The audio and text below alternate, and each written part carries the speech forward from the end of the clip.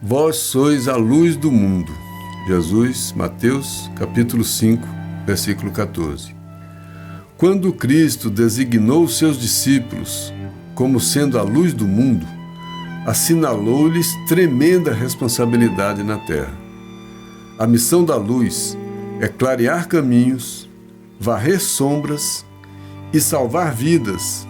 Missão essa que se desenvolve invariavelmente à custa do combustível que lhe serve de base. A chama da candeia gasta o óleo do pavio. A iluminação elétrica consome a força da usina. E a claridade, seja do sol ou do candelabro, é sempre mensagem de segurança e discernimento, reconforto e alegria, tranquilizando aqueles em torno dos quais resplandece. Se nos compenetramos, pois, da lição do Cristo, interessados em acompanhá-lo, é indispensável a nossa disposição de doar as nossas forças na atividade incessante do bem, para que a boa nova brilhe na senda de redenção para todos. Cristão sem espírito de sacrifício é lâmpada morta no santuário do Evangelho. Busquemos o Senhor, oferecendo aos outros o melhor de nós mesmos. Sigamo-lo, auxiliando indistintamente. Não nos detenhamos em conflitos ou perquirições sem proveito. Vós sois a luz do mundo, exortou-nos o Mestre. E a luz não argumenta, mas sim esclarece e socorre, ajuda e ilumina. Emmanuel. Bom, mais um dia do nosso projeto, do projeto do CEPAC, o Evangelho por Emmanuel. Nós temos uma passagem do Evangelho de Mateus, capítulo 5, versículos 14, 15 e 16. Sobre esses versículos, nós encontramos quase 20 textos. São versículos que falam: sois a luz do mundo, brilhe vossa luz. Tem muitos textos do Emmanuel falando sobre isso. E a gente já comentou algumas vezes aqui, nesse nosso estudo, que esse estudo do Evangelho nosso é baseado na interpretação do Emmanuel, que não é uma interpretação definitiva, mas é uma interpretação abrangente do Evangelho, que ele diz que o Evangelho, aliás foi o Pedro que disse, o Emmanuel reafirma, o Evangelho não é de particular interpretação, né? Ninguém tem a interpretação definitiva e última do Evangelho, e ele não tem um só caminho, ele tem caminhos. E a prova disso é que nesse assunto, nesses versículos, nesse capítulo do Evangelho de Mateus, que fala que sois a luz do mundo, nós encontramos, selecionamos praticamente 20 textos. Mas aí nós escolhemos um texto, que é o eixo, e vamos citar alguns outros. Mas como são muitos textos, falando de que a gente é a luz e pedindo para a gente brilhar a luz, nós resolvemos dividir em duas semanas. Nessa semana, nós vamos falar e comentar o versículo 14 e 15, né? Vós sois a luz do mundo. A semana que vem, a gente vai falar brilhe a vossa luz. Em cada um desses dias, a gente vai trazer esse suporte desses textos do Emmanuel, comentando essa passagem tão importante e que fala da condição nossa de viver de acordo com aquilo que a gente tem que fazer, que é brilhar a nossa luz, porque nós somos criaturas do amor. Então, brilhar a nossa luz é vivenciar esse amor, aprendermos a vivenciar esse amor. Primeiro a gente se identifica, né, com a possibilidade de sermos a luz. E no passado, antes de a gente procurar interpretar melhor, com auxílio de quem sabe mesmo, como Emmanuel e outros, a gente chegou a pensar que sois a luz do mundo, talvez fosse Jesus elogiando os homens, né? É um privilégio, é como se fosse Brasil, coração do mundo, pátria do Evangelho. A gente achava que ser coração do mundo e pátria do Evangelho fosse alguma coisa que ia trazer um benefício imediato para os nossos desejos, né? Mas ser pátria do Evangelho traz um benefício ao espírito, porque é um lugar de redenção, é um lugar de regeneração. Mas a gente não pensava, quem vem para um lugar de redenção? Quem vem para um lugar de regeneração? São aqueles imperfeitos que precisam de regenerar, que precisam de se reconciliar com esses ensinamentos. E esse Sois a Luz está mais ou menos nessa mesma linha, porque a gente deixa essa luz apagar, porque a gente fica com essa luz fraca, porque a nossa luz é fraca, porque qualquer vento de dissabor, de contrariedade, qualquer vento que não sopra do jeito que a gente quer, que não sopra para o lado que a gente quer, a tendência é essa nossa luz enfraquecer. E o combustível dessa luz é a vontade, né? É a disposição, é o querer do indivíduo de exercitar e exercer esse bom ânimo que Jesus falou. E é esse bom ânimo que faz essa luz se acender. E quando a gente não usa esse bom ânimo e a nossa luz não acende, e a gente vive esse caminho ensinado por Jesus, não consegue essa vida e vida em abundância, nós somos aqueles mortos que Jesus falou, que a nossa luz fica uma luz bruxuleante, como ele fala, uma luz muito fraca que não clareia uns centímetros adiante. Enquanto a gente tem luz, a luz de Jesus, há 2000 anos clareia a humanidade e a gente ainda não conseguiu compreender o alcance dessa luz. Porque ela vem trazendo conhecimento, ela vem trazendo esse caminho de encontro do homem consigo mesmo. Que o homem é criatura feita a partir, construída, montada, surgida a partir do Criador, que é esse amor. Porque Deus é amor. E a criatura feita de um Deus de amor tem que ser também uma criatura de amor. E como a gente não é essa criatura de amor, ele está chamando a atenção. Sois a luz do mundo. Quer dizer, é importante a gente usar esse potencial de luz, o potencial de luz que a gente tem, e crescer esse potencial. Se a gente conseguir transformar essa luz de vela num refletor, se a gente transformar essa luz que não clareia nem o nosso próprio caminho, para um refletor que clareia um monte de coisa em volta de nós, e ela vai se aumentar e vai potencializar cada vez mais, de acordo com a quantidade de pessoas que conseguem também usufruir dessa nossa luz. Porque tem gente que acha que a luz é só dele. E à medida em que eu fico com essa luz só para mim, essa luz enfraquece. O egoísmo não é a luz. O egoísmo é escuro. Ele ofusca a luz, ele apaga a luz. Mas a gente vai para o texto, e a semana que vem a gente continua, brilhe a vossa luz. Mas hoje é o texto do capítulo 105 do livro Fonte Viva, Sois a Luz, afirmação de Jesus. Vós sois a luz do mundo. Mateus 5,14. E aí a primeira frase do Emmanuel, ele diz que quando Jesus disse, vós sois a luz do mundo, ele mostrou para a gente, olha, vou usar os termos que ele usou, tremenda responsabilidade. Então ser a luz do mundo, ser luz no mundo, não é questão de privilégio, não é o iluminado, é aquele que recebe a responsabilidade de clarear. Então clarear, ser luz, é uma tremenda responsabilidade, não é favorecimento, não é privilégio, não é para usufruir dessa claridade. É uma tremenda responsabilidade. E Emmanuel diz, a missão da luz, então essa luz não existe para sua mera vaidade. Ela tem a missão. Qual é a missão da luz? Clarear caminhos, não é clarear o seu caminho. Clarear caminhos. Porque um poste não clareia só para quem botou aquela lâmpada. O sol não clareia para um.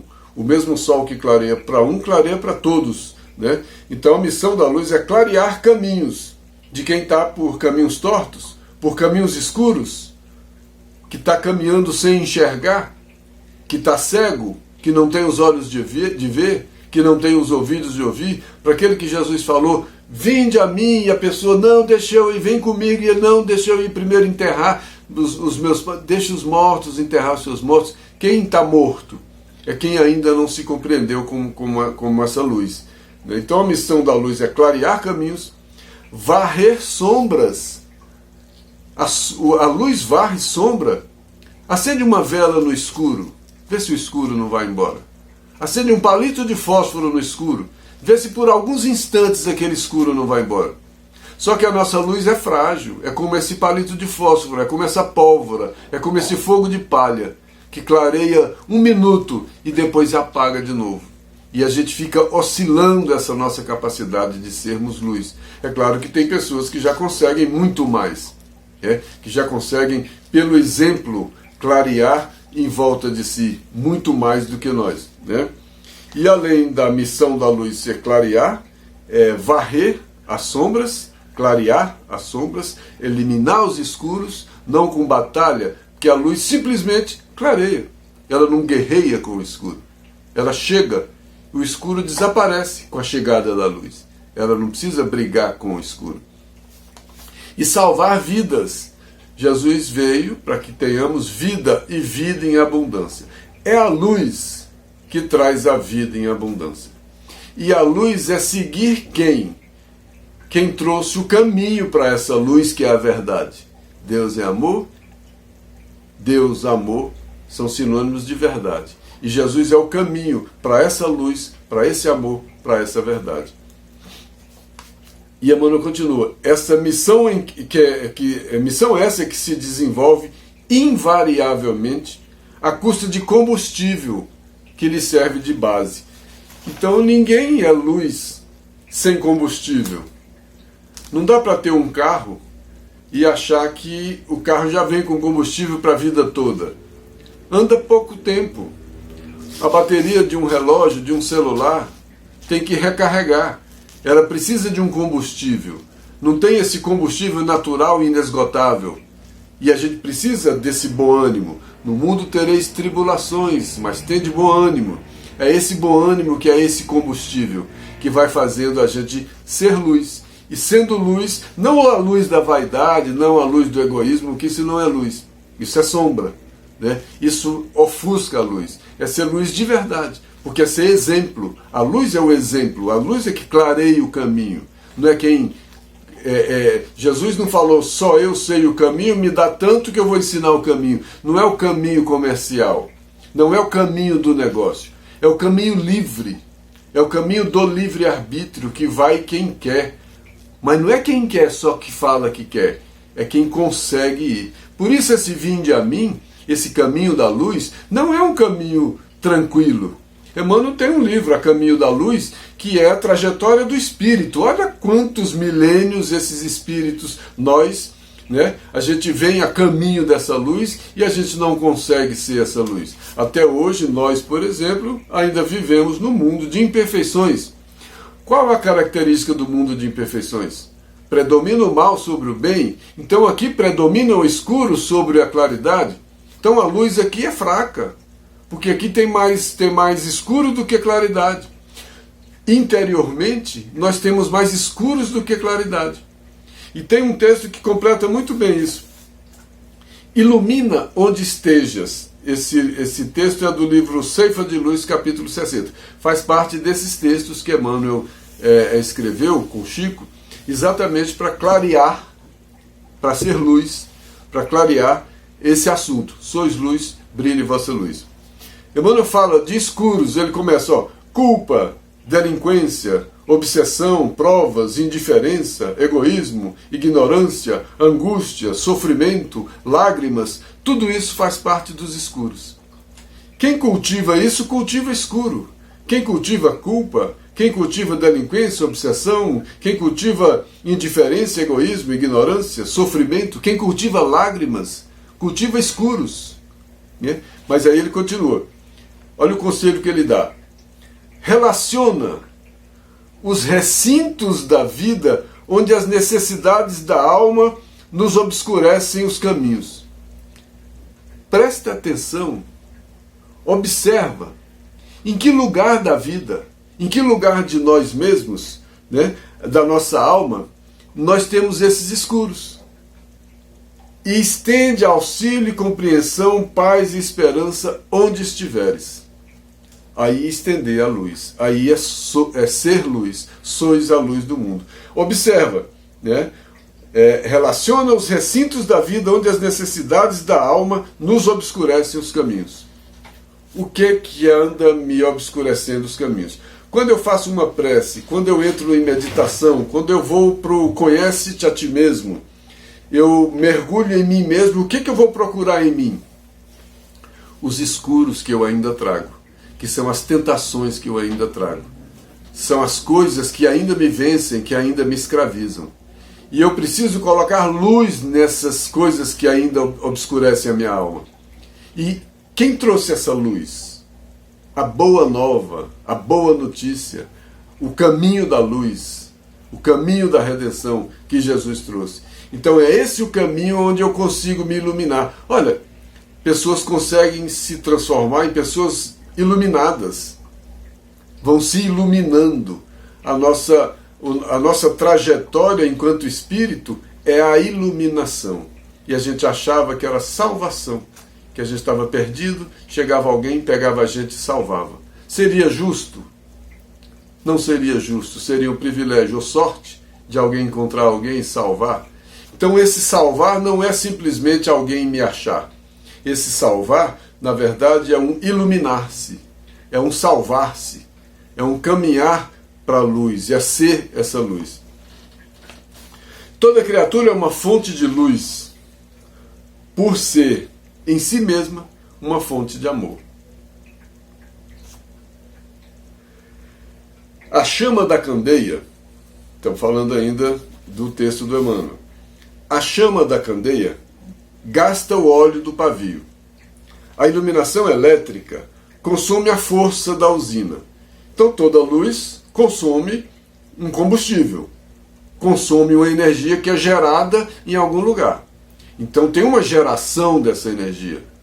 Algo tem que gerar uma energia para iluminar. Ele diz que a candeia tem óleo. Alguém gerou, fabricou, reabasteceu a candeia de óleo. A iluminação elétrica consome força. Alguém fez um mecanismo de aproveitar a energia elétrica e conduz essa energia elétrica por mecanismos de conhecimento para essa energia elétrica produzir a capacidade de movimentar, né? E aí Emmanuel diz, e a claridade, seja ela do sol, do candeeiro, qualquer claridade, essa luz que Jesus está falando, é sempre mensagem de segurança, de discernimento, de reconforto, de alegria, tranquilizando aqueles em torno das quais resplandece. Então essa luz é sempre um momento de alegria, de segurança, de discernimento. Imagina a gente tá aí num dia, numa noite, com medo de escuro, de tempestade, a gente está com medo. A luz vai embora, a gente fica com mais medo, achando que a tempestade é muito maior. A luz volta, quando acende a luz, a gente reencontra esse conforto. E a fé representa essa luz no cristão. No cristão, o cristão que tem essa fé, ele consegue acessar essa fonte de energia, que gera energia, para ele continuar essa luta, que gera esse bom ânimo. No texto, a candeia viva, também relacionada a isso que a gente está falando, sois a luz do mundo. O texto A Candeia Viva é do livro Fonte Viva, capítulo 81. Emmanuel pede para a gente prestar atenção para o símbolo da candeia. O Evangelho é um simbolismo. E a questão da candeia é um simbolismo. Ele está falando, lá na ponta da candeia tem uma luz que clareia.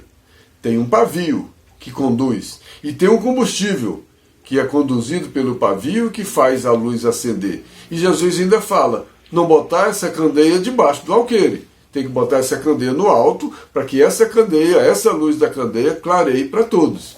Não adianta querer acender a luz só para si.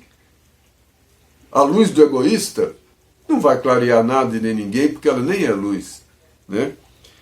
E Emmanuel pede para a gente prestar atenção nesse símbolo. E ele diz, a claridade na lâmpada consome força ou combustível. Sem o sacrifício da energia ou do óleo, não há luz. Então não há luz gratuita. Não nascem os iluminados gratuitamente. Jesus não é Jesus porque é Jesus. Ele se fez o Cristo. Paulo não foi Paulo, Madalena não foi Madalena, Pedro não foi Pedro, Chico Xavier não foi Chico Xavier. Ninguém é o que é de graça. É justo. O Evangelho é de amor, de justiça e de caridade, de misericórdia. Mas, acima de tudo, ele é justo. Então não tem injustiça. Não vai nascer o condenado, porque ele é azarado, e nem vai nascer o iluminado, porque ele é sortudo. Tanto o iluminado quanto o azarado respondem na grande lei de amor, de justiça, de caridade, pelas consequências daquilo que fazem. São herdeiros de si mesmo. O escuro, eu herdo o meu próprio escuro. E eu tenho que iluminar esse escuro. É uma tarefa. E é justo. Por que alguém viria iluminar alguém assim? Ah, você vai ser o iluminado, toma luz. Não. É um grande processo de luta, de iluminação. E a gente aprende, pela fé, a manter esse pavio aceso. Né? Mas não é uma fé de graça. É construída com luta, com vontade, com determinação, com discernimento. Né? E Emmanuel diz, para nós aqui, o material de manutenção é a possibilidade, o recurso, a vida. Olha, o que mantém a esperança, o que mantém a energia, o que mantém a luz acesa? A possibilidade, eu estou encarnado, eu tenho recurso, os talentos e a vida. Existo. Então eu existo, tenho a possibilidade, a graça do tempo, a oportunidade e tenho recurso. Eu não posso reclamar de nada, nem de ninguém. Eu existo, tenho a oportunidade e tenho a possibilidade. Cada espírito retorna à Terra com as aflições que lhe dizem respeito. Cada um herda de si mesmo. Mas ele é uma vida, e ele tem oportunidade, e tem possibilidade. Agora, se eu enterrar o talento, aí como é que eu vou me fazer luz? Como é que eu vou me iluminar?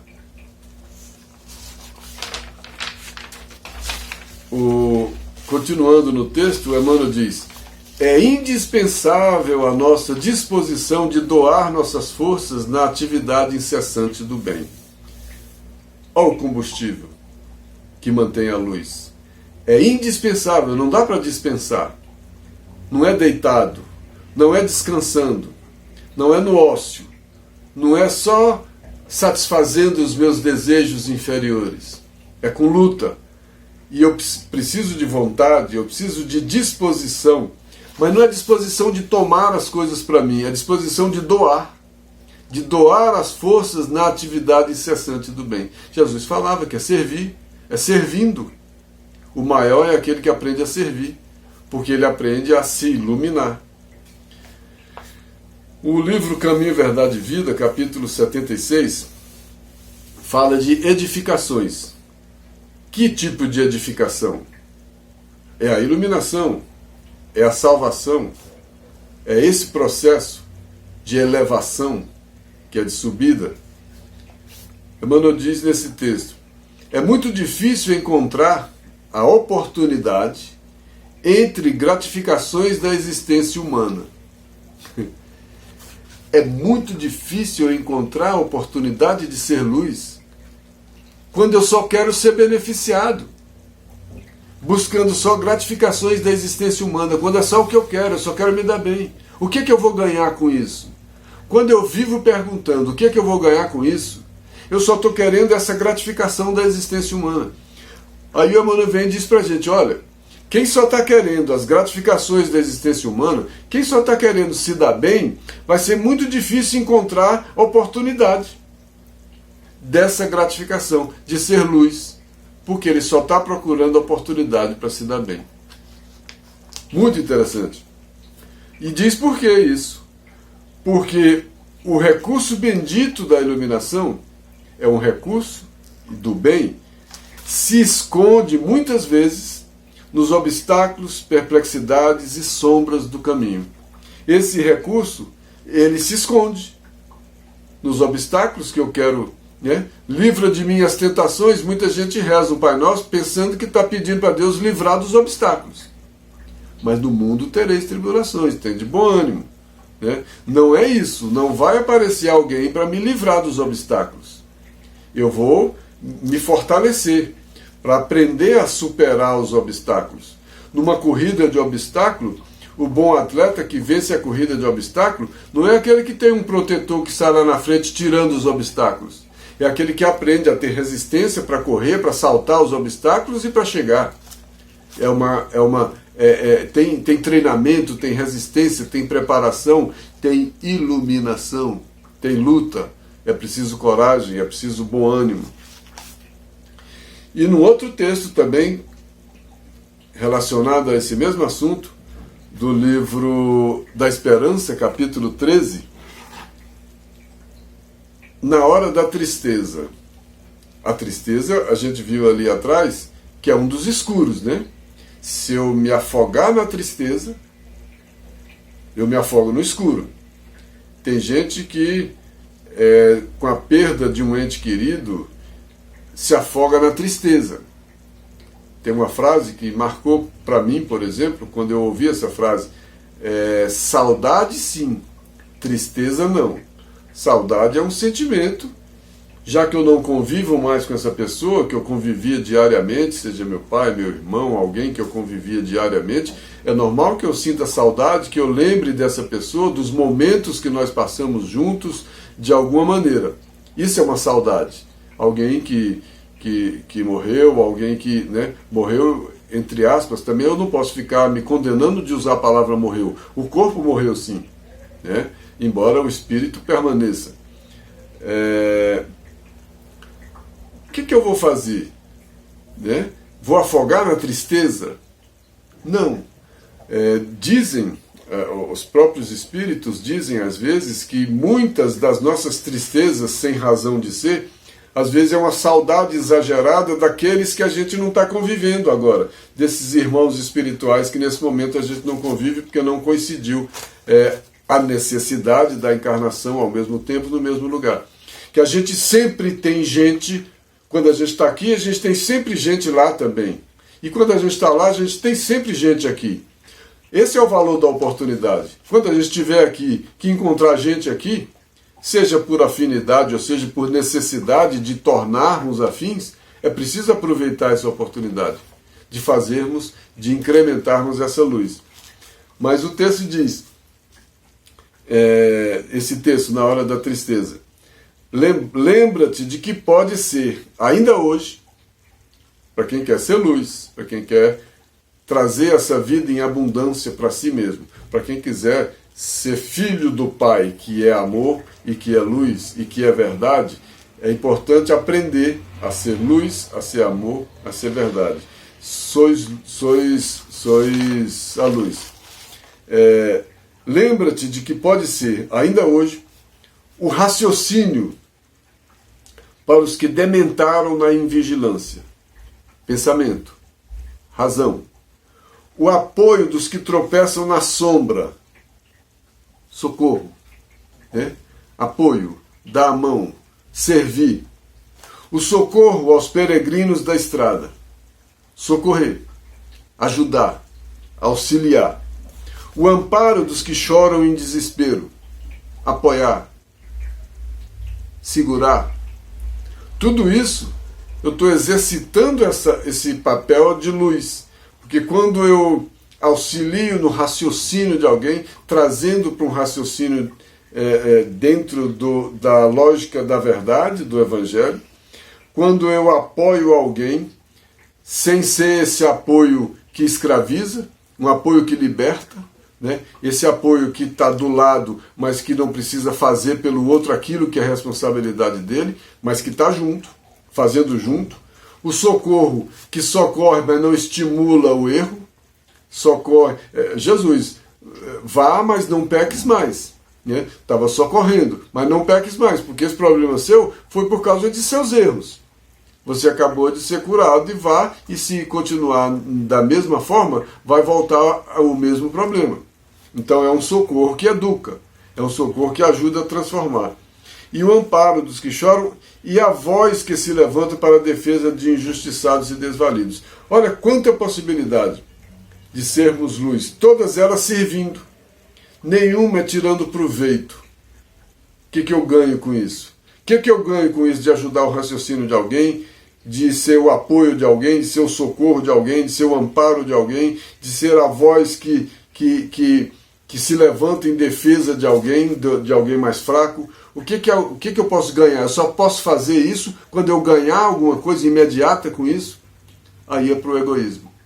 Aí é outro tipo de iluminação. Aí é escuro. Busquemos o Senhor, oferecendo aos outros o melhor de nós mesmos. Vós sois a luz do mundo, disse o Mestre. E a luz não argumenta, mas sim esclarece, socorre, ajuda e ilumina. A luz não fica querendo saber o que ela vai ganhar.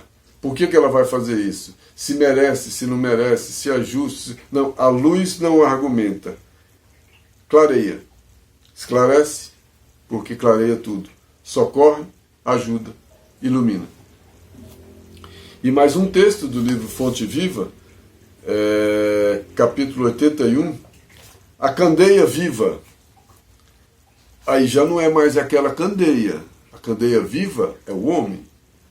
Porque aquela candeia que tem um reservatório para o líquido, para o azeite, para o óleo, que tem o pavio e que pega fogo, aquela é a candeia material, é um elemento que Jesus usou para comparar com os homens.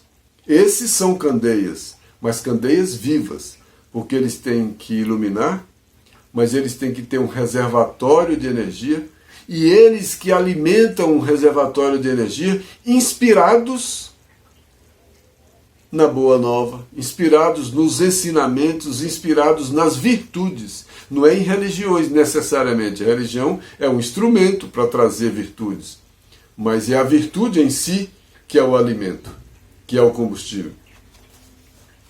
E nesse texto, a candeia viva, que aí já é o homem mesmo, é aquela questão do simbolismo que a Emmanuel falou no início, transforma as tuas energias em bondade e compreensão, para todo mundo, gastando para isso o óleo da tua boa vontade. Olha onde é que vem o óleo da boa vontade, na renúncia e no sacrifício.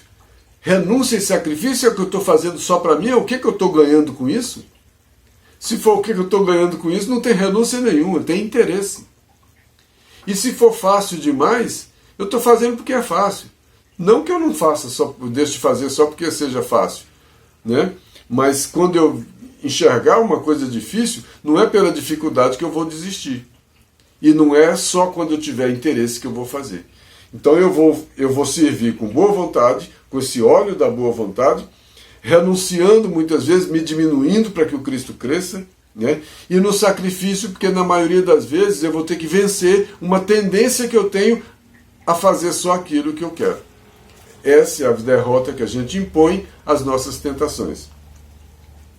E a tua vida em Cristo passará realmente a brilhar, porque aí a gente está seguindo os ensinamentos de Jesus. Aí a gente começa a entrar nesse caminho de quem veio para trazer a vida e vida em abundância. E é difícil entrar nessa vida em abundância quando a gente quer usufruir dessa outra vida, dessas outras formas de manifestação da vida através dos sentidos, dos nossos desejos. E aí Emmanuel traz isso também num outro texto para a doutrina espírita. É legal ele trazer isso para a doutrina espírita, considerando a doutrina também como possibilidade de luz. Na revista Reformador, de 1978, de agosto, tem um texto que ele fala a exposição espírita. Expôs os ensinamentos espíritas. Não coloque a lâmpada sobre o alqueire, foi o que disse Jesus. Aí Emmanuel comenta, podes e deves, assim, expor a tua ideia espírita ele está considerando a ideia espírita como essa lâmpada acesa, que não precisa ficar debaixo do alqueire. Não é um espiritismo só para mim. Ele não vai falar em sair pregando por aí, tentando convencer, não é isso. É porque a luz acende com o exemplo. E à medida que eu começo a exercer o espiritismo no meu dia a dia, aí o meu exemplo está sendo luz. A luz não é necessariamente eu sair por aí falando, somente falando e agindo de maneira contrária. Mas ele diz que a gente pode e deve expor a tua ideia espírita através da vitrine do exemplo e da palavra. Então, onde a vitrine para ser observado? Por onde as pessoas vão olhar? Por qual vitrine as pessoas vão olhar o meu espiritismo? Pela palavra, mas pelo exemplo. Então a vitrine não é só a palavra, porque se for uma vitrine só de palavra, é hipocrisia. E essa hipocrisia foi completamente condenada por Jesus e ela não traz a luz. Eu vou falar uma coisa e fazer outra. Então a vitrine, por onde eu vou mostrar essa ideia espírita, essa luz, essa candeia do espiritismo, por onde eu vou mostrar é pela vitrine do exemplo e da palavra, na loja da tua vida. Então não é na loja do centro, não é na loja da igreja tal, não é no templo tal. Olha, essa loja que ele usou não é no templo de pedra, né? É no templo da minha vida, é por onde eu for, é por onde eu caminhar.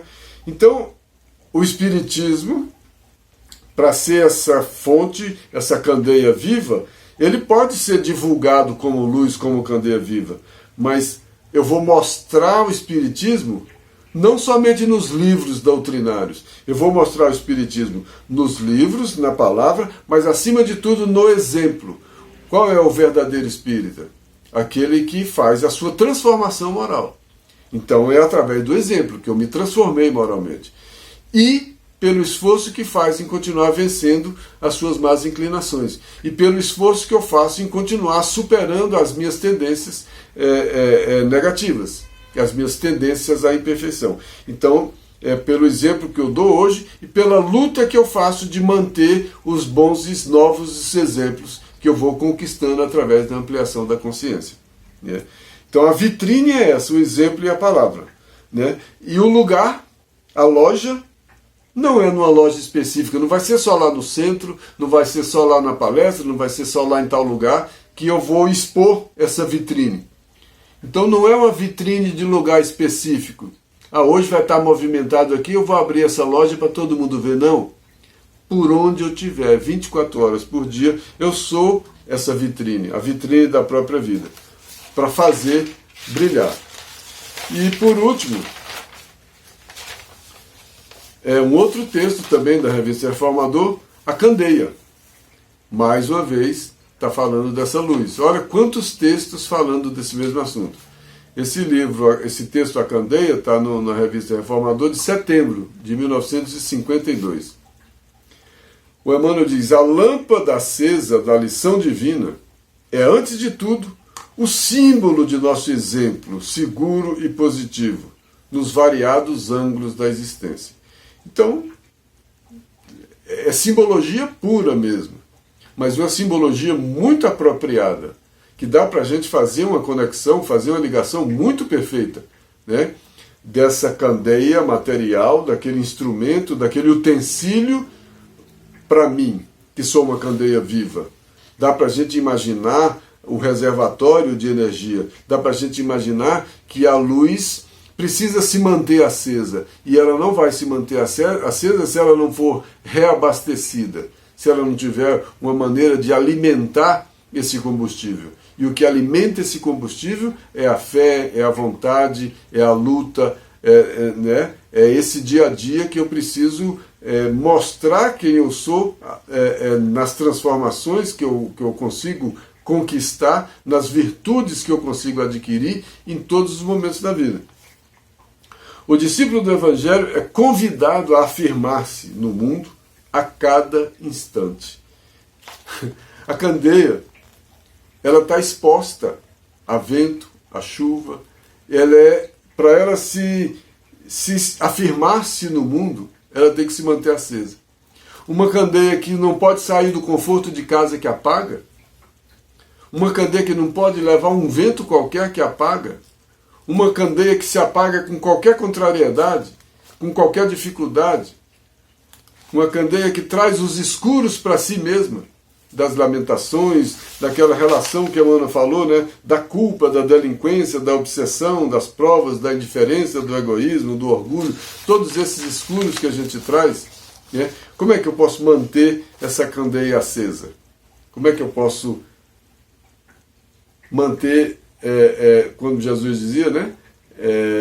Vim para que tenham vida e vida em abundância. Como é que eu posso ter vida em abundância se eu me encho de escuro e a vida é essa luz?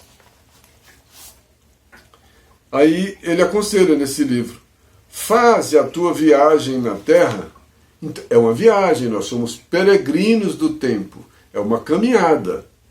Não é um lazer, não é um recreio, não é uma distração, é uma caminhada. E uma caminhada de ascensão, é uma caminhada de subida. É bom enxergar mais do alto, mas subir é difícil.